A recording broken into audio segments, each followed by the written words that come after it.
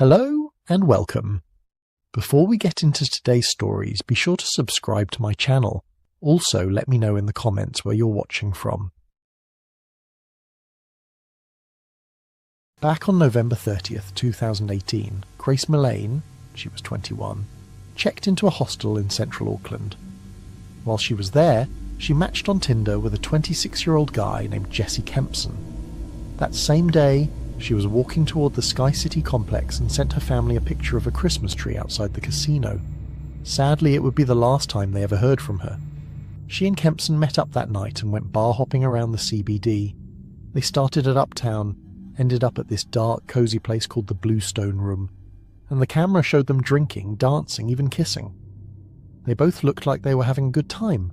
Around 9:40 p.m. they left together and walked over to the City Life Hotel where Kempson was staying. The security cameras caught them in the elevator getting off on the 3rd floor. That's the last time anyone saw her. Not long after, something went horribly wrong in his room. The next morning, Kempson was captured on the hotel elevator alone. Between 8 and 10:40 a.m., he bought a big suitcase, some bleach-based cleaning stuff, and the cameras showed him totally calm, just strolling through stores like it was nothing. He also rented a car and picked up a carpet cleaning machine. The next afternoon, Kempson lined up another date. He headed over to Ponsonby, one of Auckland's trendy hangouts, to meet a different woman he'd matched with on Tinder. Later that day, December 2nd, he went back to his room. Around 9:26 p.m, he was seen loading a large suitcase onto a luggage cart and wheeling it down to his rental car. This was about 24 hours after anyone had last seen Grace alive. Early the next morning, December the 3rd, Kempson drove west along State Highway 16 into the Waitakere Ranges, a dense forested area 30 to 40 kilometres from downtown Auckland. On the way, he stopped in a rural town to buy a shovel. By late morning, he had parked along a quiet bend on Scenic Drive and dug a shallow grave in the bush. Inside that suitcase was Grace. The night before, after bringing her back to his hotel room, they had sex, and at some point Kempson strangled her. The strangulation was so violent that blood vessels in her face burst and her nose bled heavily. Faced with the horrifying reality that Grace was dead in his apartment, he began plotting how to hide her. Just after midnight, his phone and browser history showed him frantically searching for terms like rigor mortis, extra-large bags, carpet cleaner, and even Waitakere Ranges. After cramming her body into the suitcase, he buried it in the shallow grave, then went back to Auckland to dispose of blood-stained clothes and cleaning supplies. Or so he thought. As a final effort to avoid being caught, Kempson checked into other hotels and kept using dating apps like nothing had happened. But there was one problem. December 2nd, the day he buried her, was Grace's birthday. When her family didn't hear from her, they knew something was wrong. Alarmed, they contacted police. By December 5th, she was officially reported missing. Detectives immediately began retracing her last steps, reviewing CCTV footage and phone records. The cameras told the story clearly, Grace and Kempson leaving a bar together and heading into the City Life Hotel. The suspect's description matched Jesse Kempson, who police tracked down the next morning. Officers went to talk with him. One of the key breaks in the case came when investigators noticed Kempson had recently commented on one of Grace's Facebook photos, a strange, incriminating digital footprint linking him to her. On December 6th, police brought him in for an interview. He was polite and cooperative, but his story didn't quite add up. Kempson claimed he'd dropped Grace off at Sky City and then gone home alone. He even tossed in personal details about his family, hoping to sound more believable, but the detectives weren't buying it. At first, Kempson flat out denied that anything had happened to Grace. By then, police were already treating the case as a homicide, but across the country, people still clung to the hope that she might be found alive. After graduating from university in Essex, England, Grace set off on a year-long backpacking trip through South America, from Lima all the way down to Patagonia, before she flew to New Zealand in late 2018. By November 20th, she was in Auckland, sharing photos and updates with her family back home. Friends described her as generous, ambitious, quirky, the kind of person who could make strangers laugh within minutes of meeting them.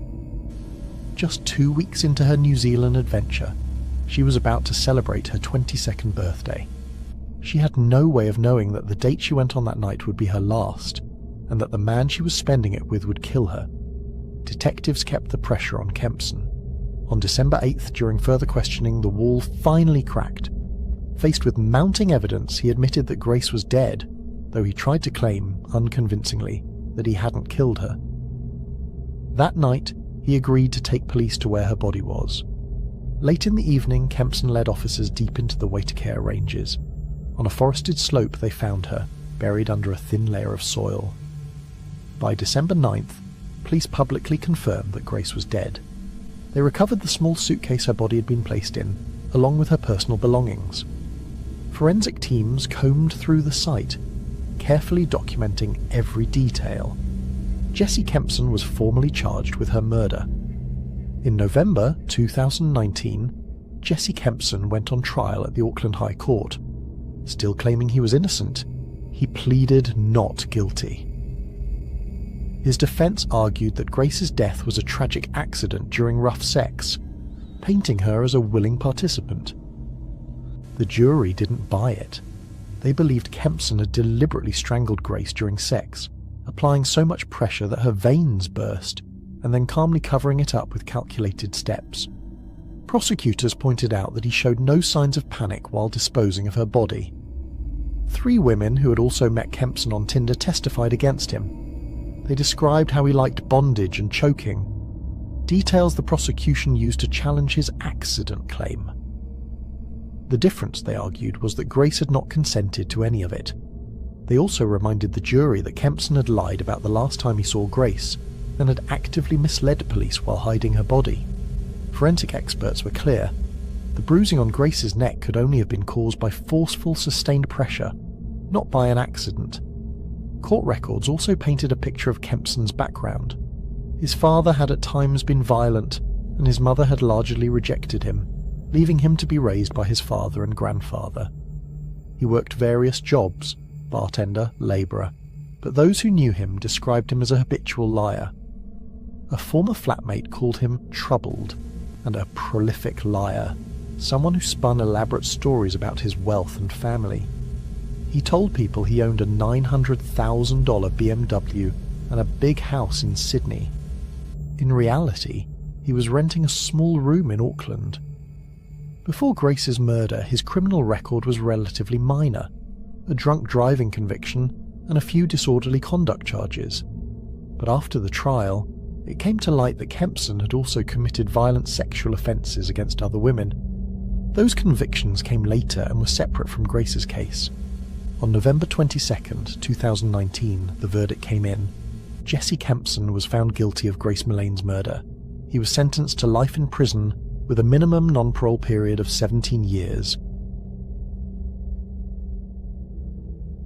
On the morning of August 5th, 2025, the quiet neighbourhood of Old Greenwich was shaken when police officers arrived at 11 Shorelands Place to perform a welfare check.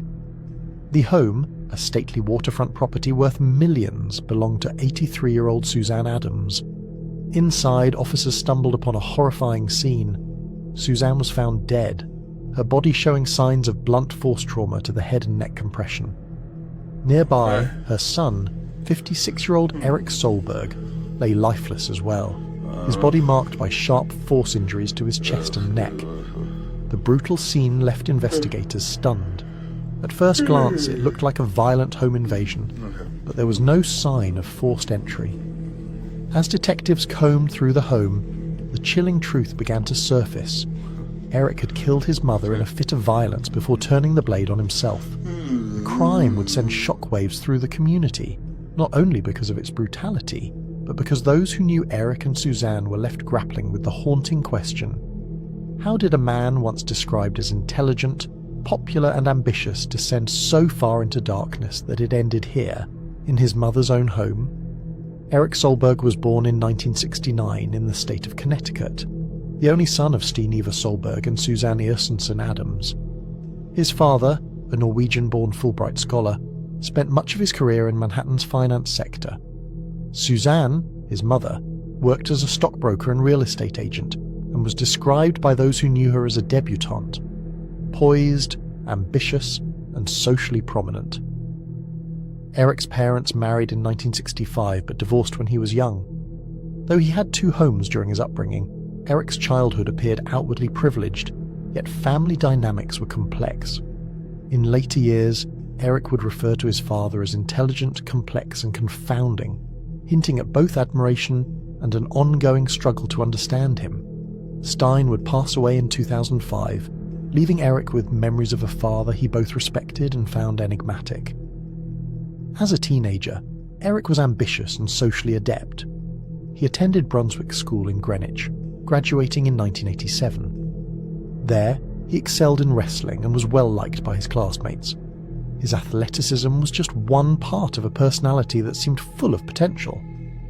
By 1991, Eric had earned a bachelor's degree in political science from Williams College, followed by an MBA from Vanderbilt University in 1997. After completing his education, Eric built a life typical of a successful professional. In 1998, he married and eventually had 2 children, a son and a daughter. Over the years, he held multiple positions in the IT industry, working in roles ranging from business analyst to director of marketing. Companies like Netscape and Yahoo counted him among their staff. His career took him to Atlanta, Georgia, and other locations, painting the picture of a life that many would consider accomplished. Yet, despite professional success, cracks began to appear in Eric's personal life.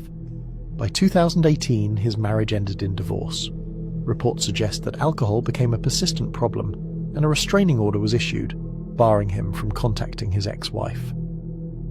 Around 2019, Eric moved into his mother's house in Old Greenwich, a sprawling 2,700 square foot home valued at $2.7 million by 2025. Neighbours recalled him wandering the streets, often muttering to himself, and police interactions became increasingly frequent. Eric's early life, marked by intelligence, privilege, and athletic ability, had planted the seeds for a man who was outwardly successful. But the combination of personal struggles, substance abuse, and perhaps underlying mental health challenges would set the stage for the tragic events that awaited. After moving into his mother's Old Greenwich home around 2019, Eric's behaviour began to change in ways that alarmed neighbours and drew the attention of law enforcement. While he maintained a routine in some respects, working out at the gym, posting on social media, his actions were increasingly erratic. Eric's bodybuilding became a central part of his daily life.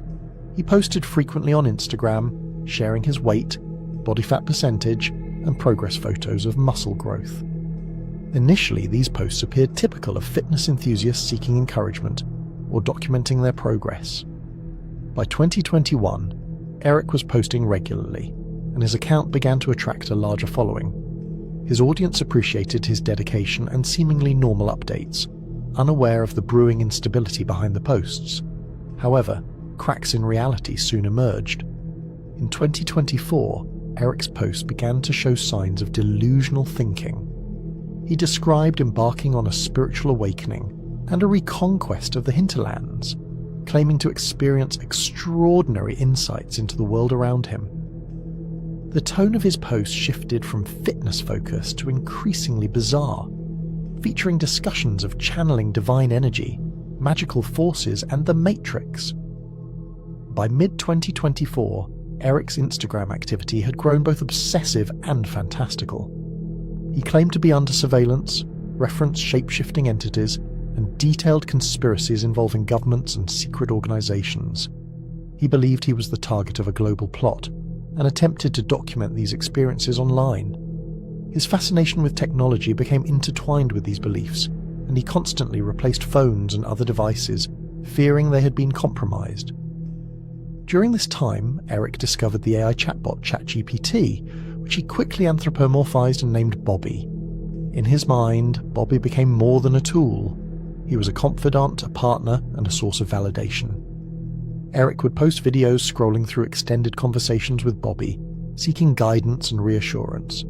These interactions reinforced his delusions, amplifying his paranoia and grandiosity. Bobby, by responding affirmatively to Eric's concerns, unintentionally validated his increasingly distorted perceptions of reality. His paranoia extended to human trafficking cartels, spies, and interstellar phenomena. He believed that he was on a mission of cosmic importance, seeing himself as a saviour figure engaged in a battle against forces beyond ordinary comprehension. Despite the growing intensity of his delusions, Eric's followers continue to engage with his content. His Instagram eventually amassed over 100,000 followers, many of whom likely interpreted his posts as eccentric rather than symptomatic of a severe psychological crisis. In early August 2025, the Greenwich police conducted a welfare check at Eric Solberg's mother's home and discovered both Eric, 56, and his mother, Suzanne Adams, 83, dead. Suzanne from blunt force trauma and neck compression, Eric from sharp force injuries to his neck and chest. Evidence suggested that Eric killed his mother before taking his own life, ending a life marked by years of escalating delusions, alcohol misuse, and obsession with bodybuilding and technology.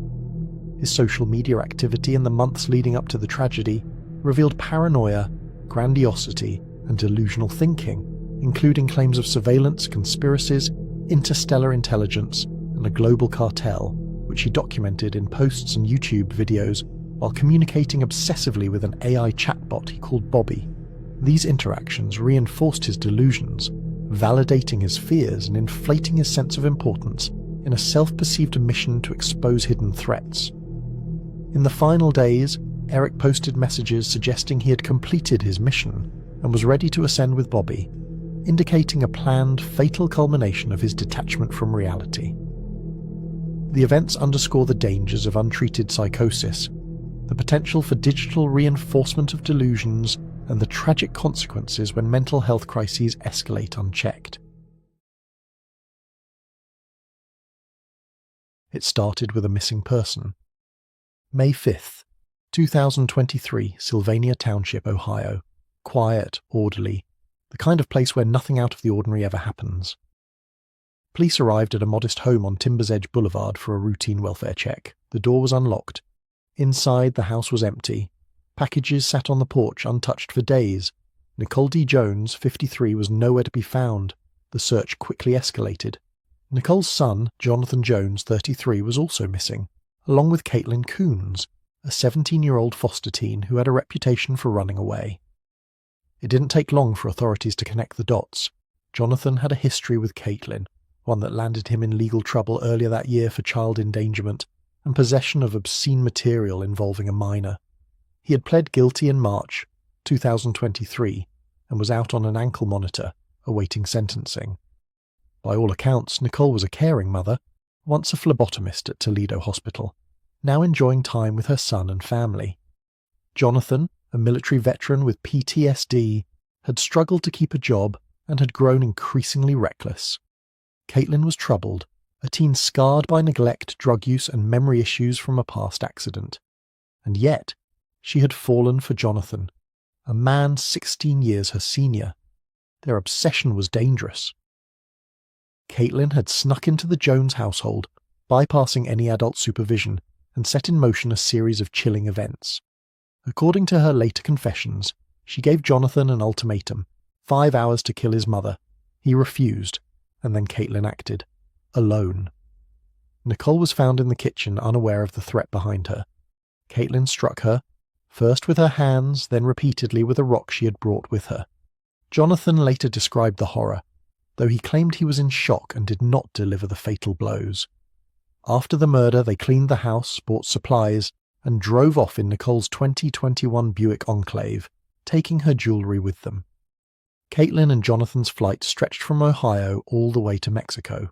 Along the way, they attempted to evade law enforcement, even misleading authorities with social media posts meant to throw them off. The US Marshals tracked Jonathan until he disabled his ankle monitor. They were eventually spotted near the Mexican border, in possession of stolen property and suspicious items. By May 9th, Mexican authorities apprehended them in Chihuahua while they were attempting to sell jewellery to survive. Among the items recovered were Nicole's ID, credit cards, and a backpack containing what appeared to be blood. Caitlin was returned to US custody in El Paso, where detectives questioned her about the murder. She admitted to the killing, insisting Jonathan had nothing to do with the final act, though he was aware and assisted in covering it up. Story, which helps us, okay? And by extension, you're helping him, right? Because It's what you want, because you just told us that you wanted to help him. Right. It says a lot about how much you love him. Yeah, it really does. So, was this you then? These messages? Yeah, well, I don't know who it was to though. Do you want to just like initial that or something? Can you?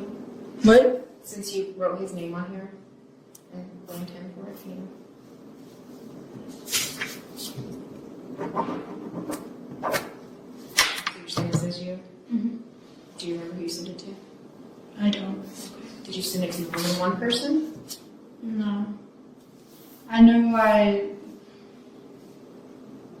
told like one other person that I killed somebody and stuff, and they were asking if I could kill another person for them, and that's how that went. And that they wanted to come to Mexico. The phone that you sold in Mexico, was that Nicole's phone? No, Her phone was left at the house. her phone's left at the house. Mm-hmm. So it was one of your old phones that you sold, or was it someone else's? That was my old phone. Okay. What about the jewelry that you guys pawned? It was her jewelry that I found, and I gave it to him. Okay. And That's the one that you guys pawned elsewhere, or is that the one you were trying to sell in Mexico? That's the one that we did in the pawn shop, and then that's what I also asked him if we could do that in Mexico, is to sell her jewelry. And he was like, do whatever you want. And I was like, okay, then I'm going to sell it. okay. Do you remember how much money you got for her jewelry? 700. 700. Okay. How about the gun? Do you remember?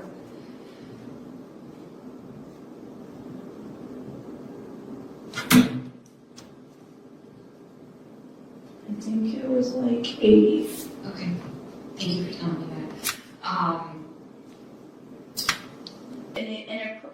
Inappropriate towards him.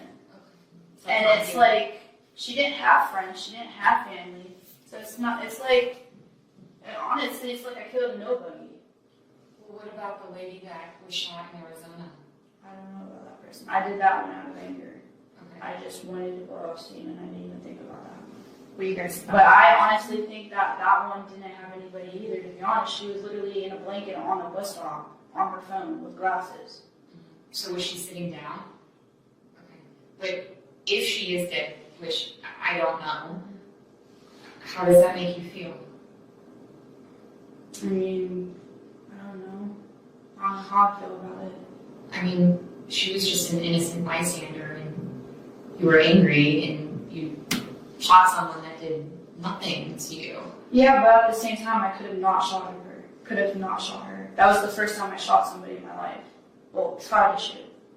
Right. So she could still honestly be alive. And honestly, and another thing is, I honestly did research on that. I was seeing if anything popped up for Arizona about somebody getting shot, and nothing did. And then I did even a bigger search. I was looking to see if somebody tried to attempt murder.